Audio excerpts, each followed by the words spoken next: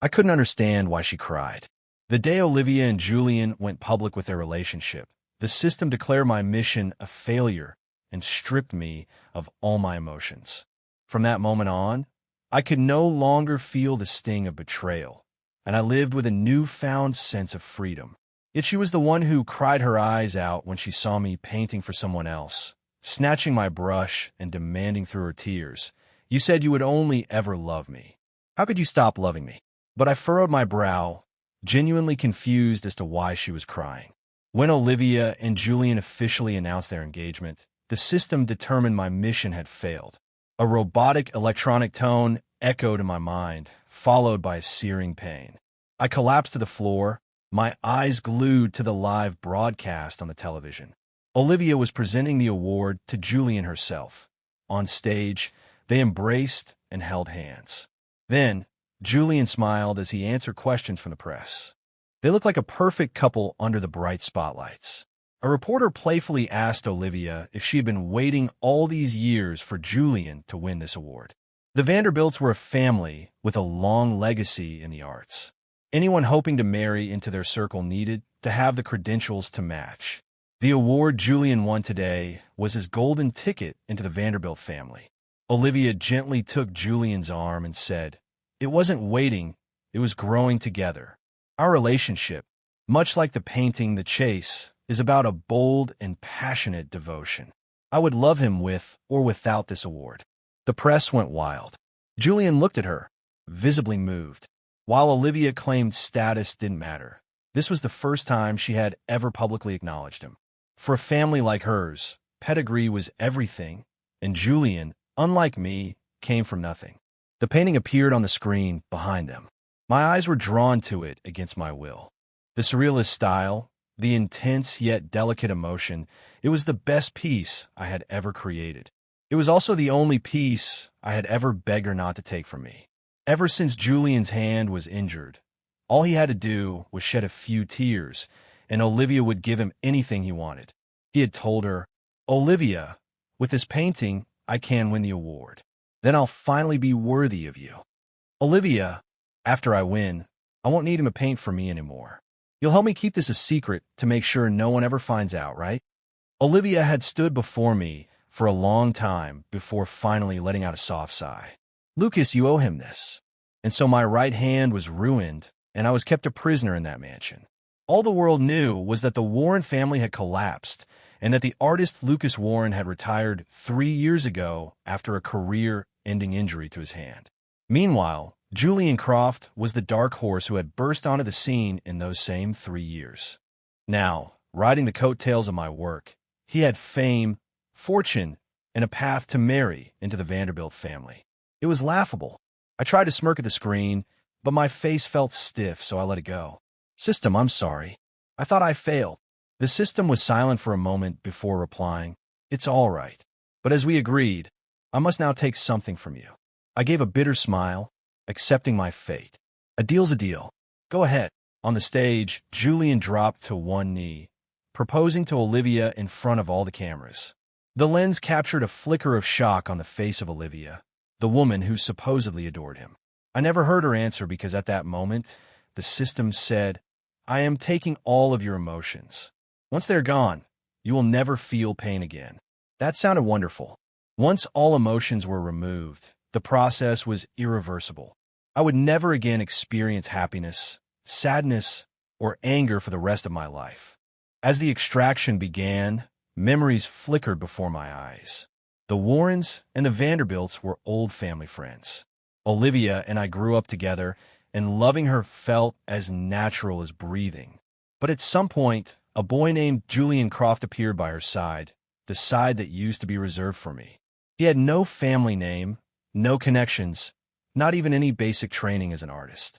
But he was handsome, and when he looked at Olivia with tears welling in his eyes, looking so helpless, he inspired a deep sense of pity. He said he wanted to learn how to paint, so Olivia casually gave him the professional art set I had gifted her years ago. He said he wanted to study under a great master, so Olivia begged me for one of my paintings, stamped his name on it, and used it to secure him an apprenticeship. Whenever I questioned her, she would just say, "He's had such a hard life. Lucas, things like this are nothing to us. Just help him. And with one favor after another, the two of them grew closer. Olivia, who had been sheltered her whole life, started following him to food trucks in rundown neighborhoods. She would beam over a $2 flower from a street vendor and talk about how liberating it was to get caught in the rain with him. She told me that Julian was the only person who was truly genuine with her, that only with him did she feel alive. I watched her walk away from me time and time again, and each time I poured my raging emotions onto a canvas. That was how the chase began to take shape. Every time she chose him over me, I added another layer of paint, another stroke of anguish. In the end, that masterpiece of color and heartbreak became nothing more than Julian's stepping stone to success. It was so absurd. Things never should have gotten this bad. But then came the accident where Julian injured his hands, saving us. From that day forward, I was cast as the villain who owed him an eternal debt. She had told me, "Lucas, you owe him for the rest of your life. What right do you have to remain in the art world?"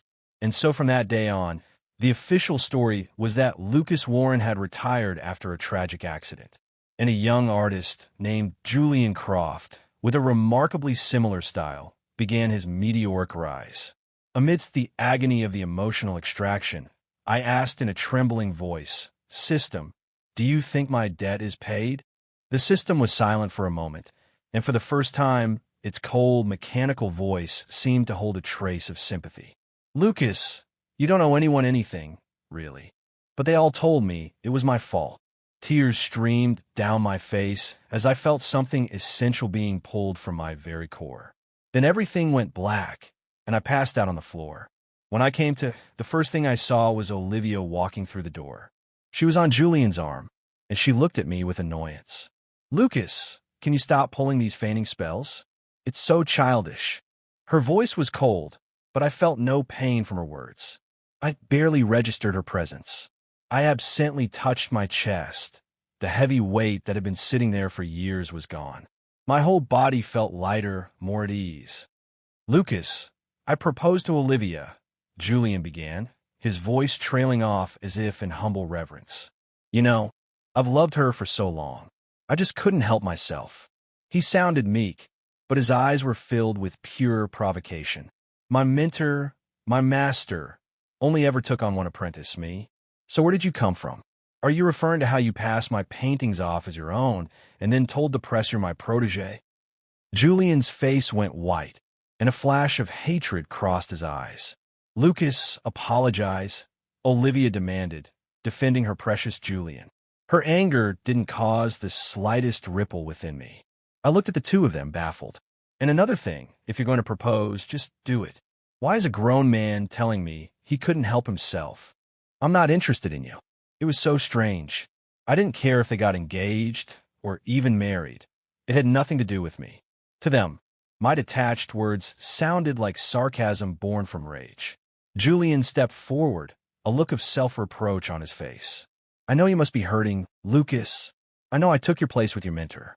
But back then, if things hadn't been so desperate, I never would have destroyed my own hands. Did I ask you to save me?" I asked flatly. Julian froze, taking an awkward step back before shooting a wounded look at Olivia. "Olivia, I think Lucas resents me," he murmured, his eyes turning red with what looked like genuine emotion. To me, it was just a blank slate. I truly couldn't comprehend why his performance made Olivia so furious on his behalf. "Lucas, the man saved your life. If you can't be grateful, at least have a conscience. Don't repay his kindness with cruelty." Cruelty? My only memory was of him taking my art to build his own fame and fortune. How was I the cruel one? I stared at her, my expression completely blank, my eyes devoid of any emotion. In the past, this would have been the moment I'd ask in agony what more she wanted from me, what else I had to surrender to him. But today, I just watched her impassively until she was the one who broke eye contact. I thought for a moment, then said, "Aren't you the ones being cruel? The ones who took everything and are still playing the victim? Your family, the Vanderbilts, begged me to go get you that day. When we crashed, help was already on the way. He was the one who insisted on punching through the window. What did that have to do with me? You use it to guilt me and build his career on my back. From where I'm standing, you're the ones who are cruel. Lucas, you. As they both stared at me, fuming with humiliation, I calmly pulled the blanket over my head and lay back down. I felt nothing. No love, no hate. It was wonderful. My reaction was clearly not what they expected. They stared at my unmoving form under the covers. Olivia's voice was laced with anger. Is this how you're going to be? You hate the sight of me that much? Fine. Julian doesn't need you anymore. If you really can't stand to see us, then you can leave.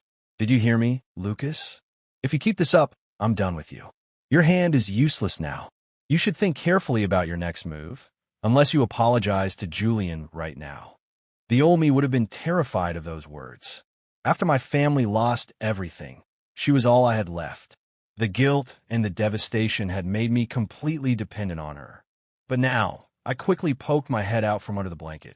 Leave? Okay. Without another word, I pushed past them and started gathering my things. I could hear them arguing behind me, but I didn't look back.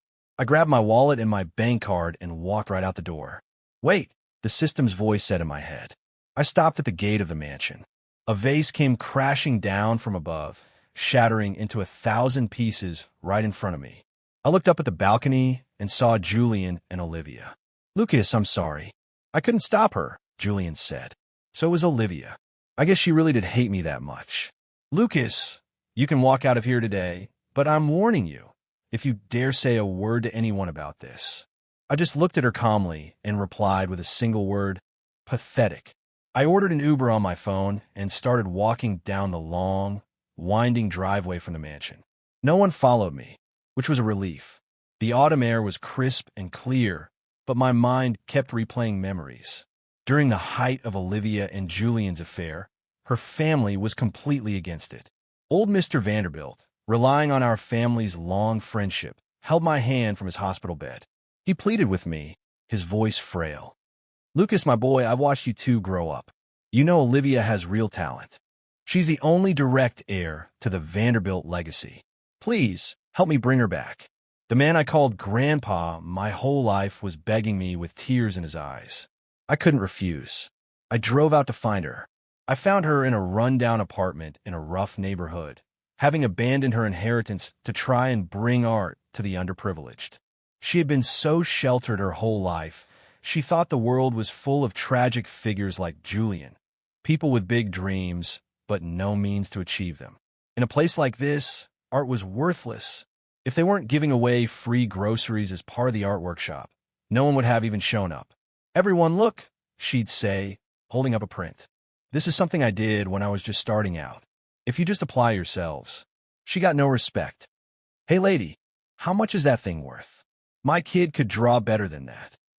Whoa, is that person naked? Someone would shout, followed by laughter. In those moments, she would look over at Julian with hurt in her eyes. He would give her an encouraging nod, and she would take a deep breath and carry on. That is, until I pushed my way into the cramped room and, with a grim expression, dragged her out of there. When Julian tried to stop me, I was so furious I punched him to the ground. Then I pulled Olivia into my car. Your grandfather is dying, and you're still wasting your time with him in a place like this. We had known each other our entire lives, but she screamed back at me, what do you know? I'm making art accessible. It shouldn't just be for the rich. Everyone has a right to it. She was convinced of her own righteousness, screaming and hitting me as I forced her into the car. I locked the doors, terrified Mr. Vanderbilt wouldn't not survive, and drove fast onto the highway. But when I looked in the back mirror, I saw Julian following us in an old van. Stop the car. I want to go back with him. And sped onto the freeway. But when I looked in the rearview mirror, I saw Julian chasing us in a beat-up van. Stop the car. I want to go back with him. My grandfather is always trying to trick me. I'm not falling for it this time. Stop. When she realized I wasn't stopping, she started grabbing for the steering wheel. The car swerved wildly across the lanes. I couldn't fight her off, and with one final violent shove, she sent our car directly into the path of an oncoming sedan.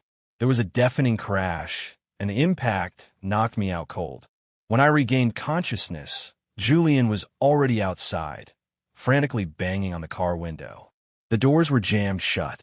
Olivia was crying, pleading with him for help through the glass. I fought through the pain, trying to comfort her, but she just shoved me back into my seat. "This is all your fault," she screamed. "If you hadn't dragged me away, this never would have happened. We're gonna die in here." "No, we're not." I tried to soothe her gently. My phone buzzed with a message from the family's driver. They had a GPS tracker on the car, and rescue was already en route. But just then, Julian started punching the car window with his bare fist. He hit it again and again, his knuckles splitting and bleeding, until tiny cracks started to spiderweb across the safety glass. And with every punch, Olivia sobbed even harder. In that moment, I knew I could never compete with Julian. He never actually broke the glass. The paramedics arrived and cut us out of the car first. None of us were seriously hurt, but he had fractured bones in both hands. He would never be able to hold a paintbrush again. "This is all your fault, Lucas," Olivia had screamed at me later. "Do you have any idea how hard Julian worked? How badly he wanted to be an artist? You destroyed him. You owe him for the rest of your life, Lucas. Why do you have to even be in the art world?" And to make matters worse, when Mr. Vanderbilt heard the news of the crash from his hospital bed, he had a heart attack and passed away. Buried under an avalanche of accusations, I began to doubt myself. Was I really the cause of all this tragedy? Was it my own selfishness, my own possessiveness, that had led to this irreversible disaster? So, as penance, I agreed to their demands. I retired from the art world, and all my future paintings will be credited to Julian Croft. Later, when the Warren family fortune collapsed and I had nowhere else to go, their demand for new work grew, and I became their prisoner in that secluded mansion, until they found the chase. For the first time, I begged Olivia to let me keep just one painting for myself. In response, they had someone sever the tendons in my right hand, ensuring I could never hold a brush again. "Lucas, you're pathetic," a voice in my head said, but I felt nothing. "Don't be so hard on your past self," the system's voice said. "You went through a lot. It's a good thing it was your emotions we removed. In a way, it's a blessing. Lucas, I'm leaving now. I hope that without the burden of feelings, you can find something truly precious." And then the system was gone. But I didn't understand what something precious was. "Mr. Warren? Are you the one who called for a ride?"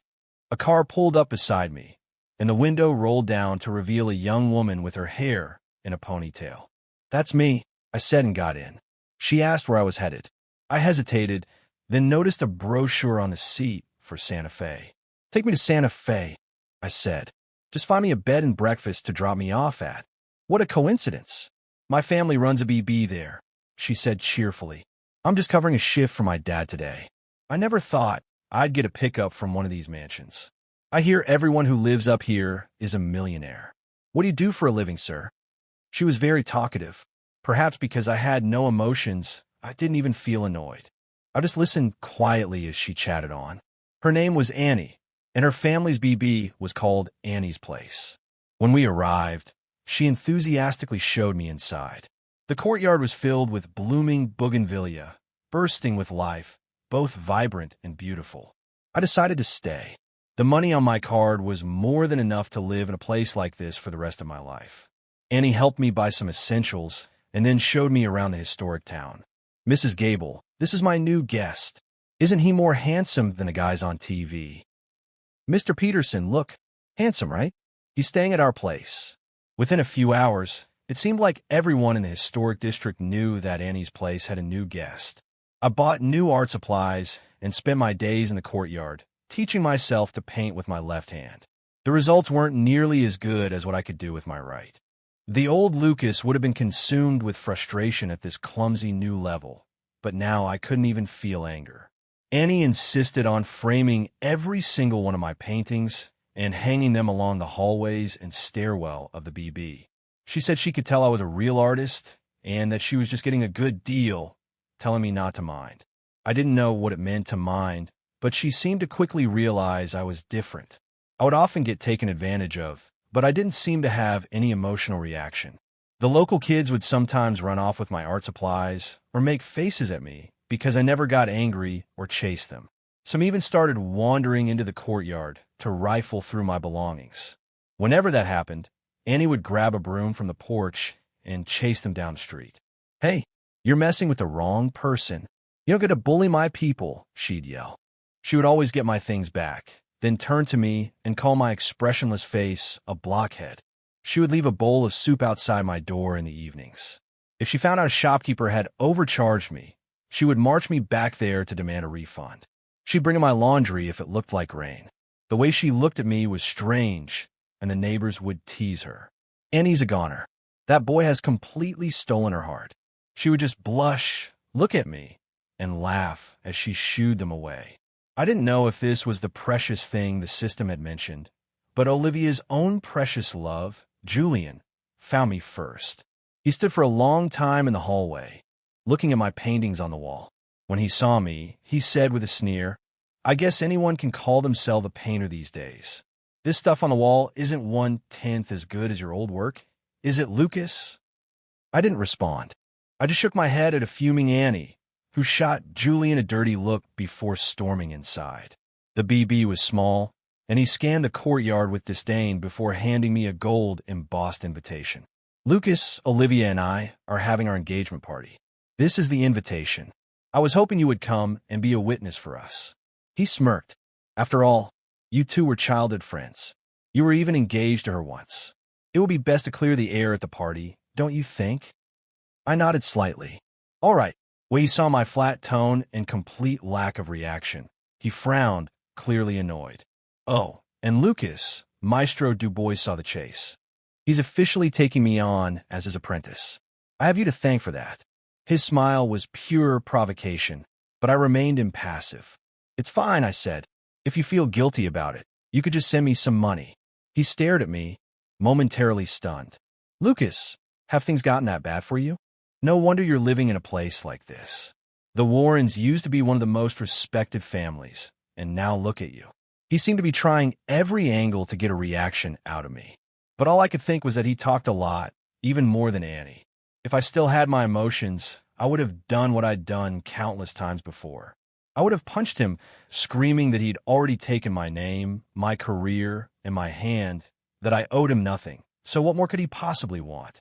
Then Olivia would appear, and he would start crying, talking about his sacrifice, and I would once again be painted as the ungrateful monster. Thinking about it now, not having emotions saved me a lot of trouble. I took the invitation. "I'll be there," I said. "Just make sure to send a car for me."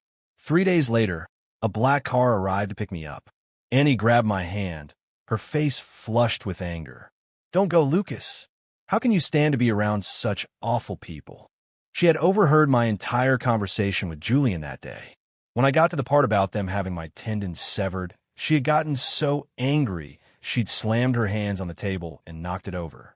I didn't understand what was so upsetting. "I should still go," I told her.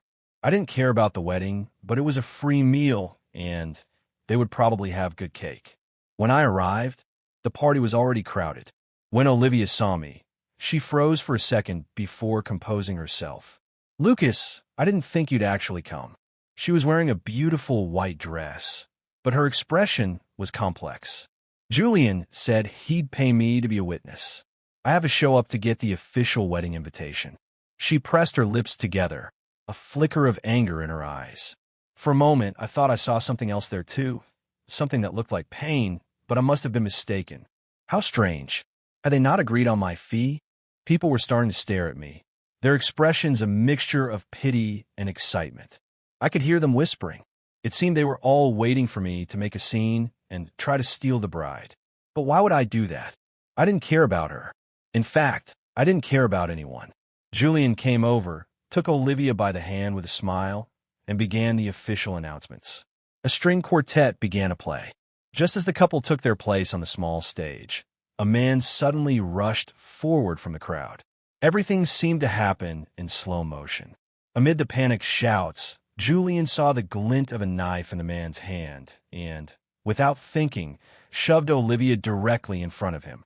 I was standing close to the stage, and though I felt no fear or love, years of instinct to protect her took over. In that split second, I lunged forward and kicked the attacker squarely in the chest. He fell to the ground, and security guards immediately swarmed and subdued him. Olivia stared at me, her eyes wide with shock. I think she was remembering something. When we were children, we were in a kidnapping attempt, and when a man came at us with a knife, I had stood in front of her without a second thought. Julian rushed over and helped her to her feet, but her eyes, filled with an unmistakable disappointment, never left me. I paused for a moment, then decided to head back to the dessert table. The cake was really good, and I wanted to grab another slice. But the man on the floor started yelling, "Julian, you can't just forget about me now that you've made it. If it wasn't for me digging up all that information on Miss Vanderbilt for you, you never would have gotten close to her." Julian flew into a rage. "Shut up," he screamed. "That's ridiculous. Security, get him out of here." "Wait," Olivia said, her voice sharp. She stared at Julian, her expression hard as stone, as if searching his face for the truth. "Did you just push me?" The disappointment in her voice was so palpable that Julian began to stammer an explanation. "No, that's not it. Let me explain, Olivia, please. I love you. I was just so scared," he pleaded. The man on the floor laughed. "Love you? You don't love anyone, Julian. That car crash with her and the other guy. You're the one who paid me to cut the brake lines on his car. Stop pretending. Now that you're on top, you think you could just get rid of me. You even sent people to kill me. No way. If I'm going down, I'm taking you with me." Julian grabbed at his hair, screaming hysterically, "Shut up. Just shut up." The entire party was watching the drama unfold, which meant no one was by the dessert table. I hesitated for a second, then decided to grab a couple of extra cupcakes to bring back for Annie. The attacker was dragged away, and then the Vanderbilt security guards escorted a still protesting Julian out as well. People were so strange. Olivia, ever the Vanderbilt heir, quickly took control of the situation, calming the guests. Then she walked over to me. She seemed uncertain, opening her mouth to speak a few times before finally managing. "Thank you. But why did you save me?" "I don't know. Instinct, I guess," I said honestly. For some reason, my answer made her eyes well up with tears. "You don't hate me?" I shook my head. She stared into my cold, indifferent eyes, as if trying to find some hidden meaning in my words, and she just stood there, frozen. After a long moment, she asked, "Lucas, isn't there anything you want to ask me?" I thought about it for a second, then asked her with genuine curiosity, "When do I get the official wedding invitation, and how much am I getting paid for being a witness?" Her eyes trembled, and the look on her face was one of utter devastation, as if her entire worldview had just shattered. She stared at me in disbelief, an aura of pain radiating from her. I just watched her silently.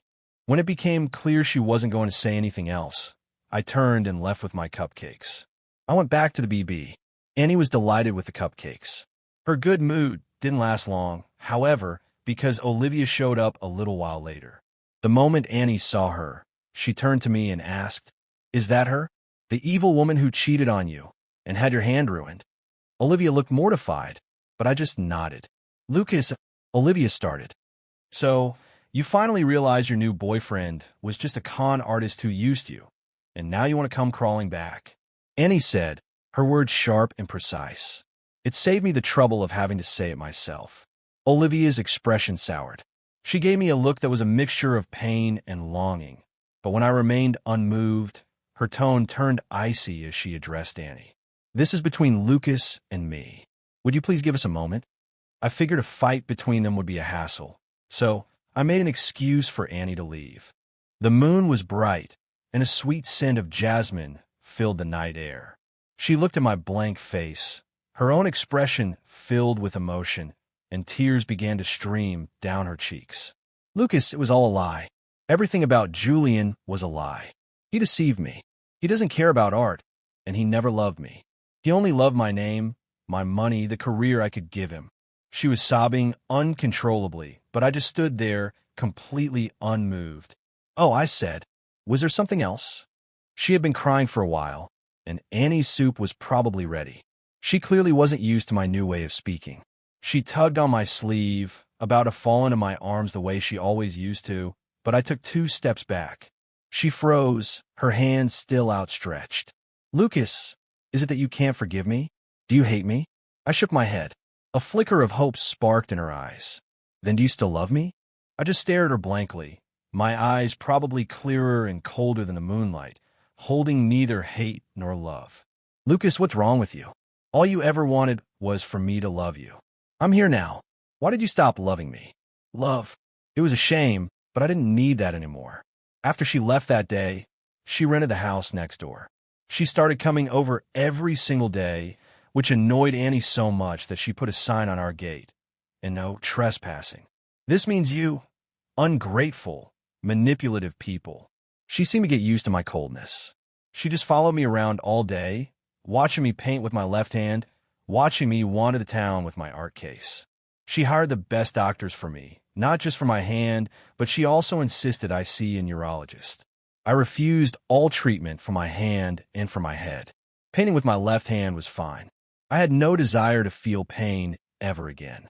Sometimes, when Annie was out, she would sit beside me and reminisce.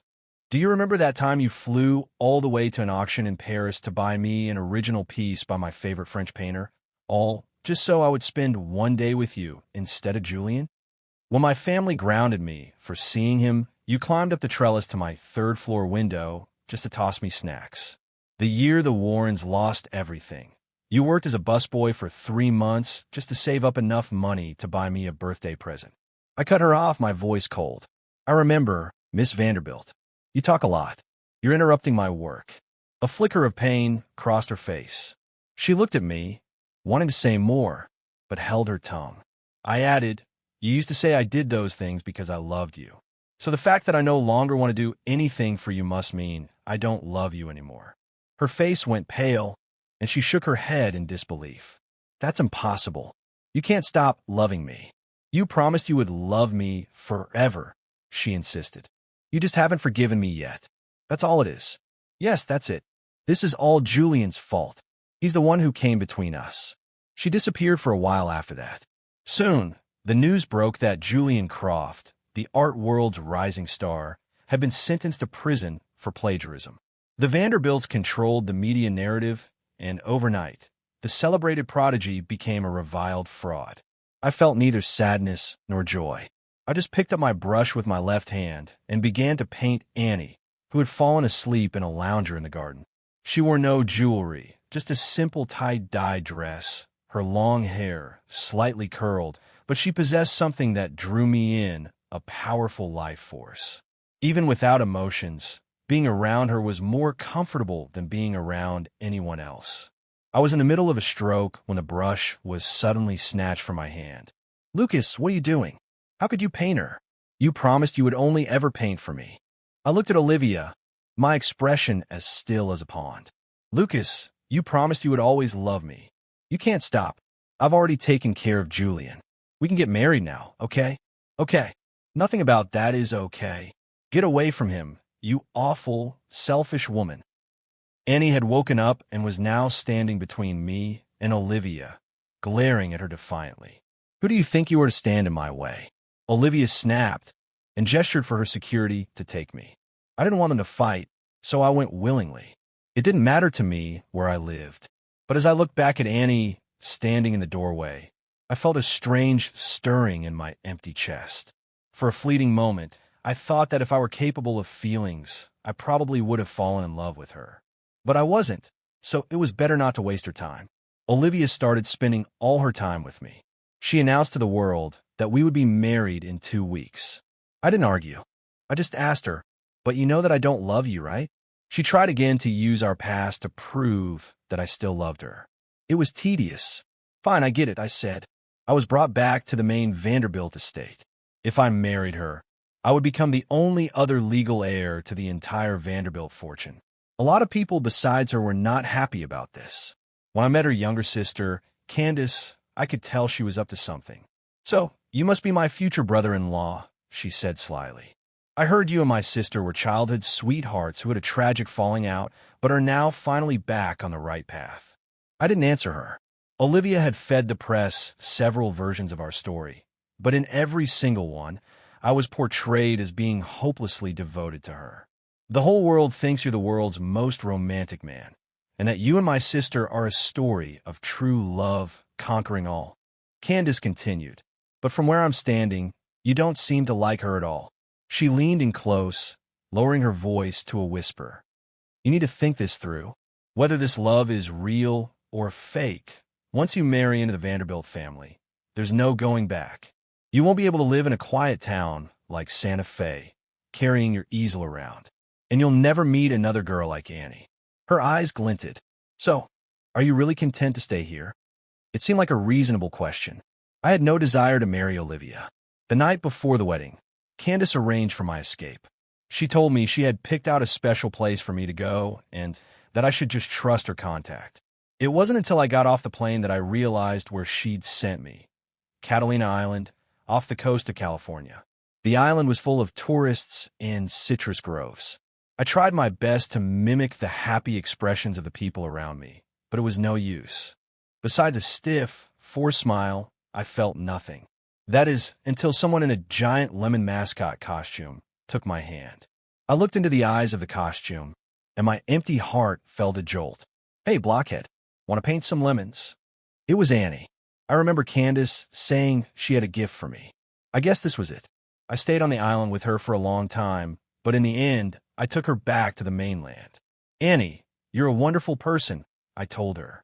But you must see by now that I'm not capable of loving anyone. Annie stood in the doorway of her BB, tears in her eyes, but she forced a smile. I know, you blockhead. You're too dense. You might never learn how to love someone, but that's okay. We can always be friends. She said that if I ever got tired of wandering, I could always come back. She and her little courtyard would always be there. After that, I went to Europe. I traveled from one country to the next, embarking on a new journey. France, Italy, Spain, all the way to the Arctic Circle. I never knew where I was going next. All I knew was that I didn't want to stop, and so I walked and I painted. I created clumsy landscapes with my left hand, strapped them to my back, and set out for the next horizon. There was no love in my life, only the road ahead. Epilogue, Olivia. I've loved two men in my life. One was Lucas Warren, my childhood friend. The other was Julian Croft, a complete fraud. When I met Julian, I couldn't imagine that someone who had suffered so much could still have such a passionate love for art. Aside from his background, he seemed perfect, like he was tailor-made for me. He could read my every mood from a single glance. As the Vanderbilt heir, my entire childhood was filled with criticism and impossible standards. But he was different. He was the only one who ever gave me unconditional encouragement and support. And then there was the accident, where he was so desperate to save me that he destroyed his own hands. I thought then that I could never abandon him. But it turns out that if someone shows up in your life and seems absolutely perfect, it's because they've done their homework. It was all a lie, every last bit of it. His love for me, his artistic integrity, his tragic resilience, it was all an act. He only loved my family name and the power it gave him. And for that lie, I betrayed Lucas countless times. I always knew he loved me. The moment I saw the chase, I knew it was a declaration of his fierce, all-consuming love for me. But I chose to ignore it. I needed someone to blame for the accident, for my grandfather's death, for my own guilt. I needed a scapegoat so I could justify using Lucas, so I could pretend not to see the love he was offering me. I failed him so terribly. By the time I realized that the unwavering, gentle support I had always craved had never come from Julian, but from Lucas, it was too late. He didn't love me anymore. Or more accurately, he was no longer capable of loving anyone at all. It's as if someone had surgically removed his emotions. He was completely indifferent to me, even when I begged for his forgiveness, even when I told the world we were getting married. I knew my sister Candace had met with him. I knew she helped him escape, but I didn't try to stop him because that girl, Annie, was right. I was the one who destroyed him. I destroyed his ability to love, ensuring he could never feel that way about anyone ever again. I had no right to take away the rest of his life, too. She was right. And so, I watched from a distance as he boarded that plane. I don't know how to atone for what I've done, and I know I don't have the right to ever be in his life again. So I've chosen to watch from afar. I know he travels from one place to the next, always moving. I just hope that if he ever decides to look back, he'll see me waiting. I would take his hatred over his indifference, anything, as long as he still felt something for me, as long as he didn't look at me with those empty eyes. If I ever see him again, I won't say, "Lucas, I love you." I'll say, "Lucas, I'm sorry."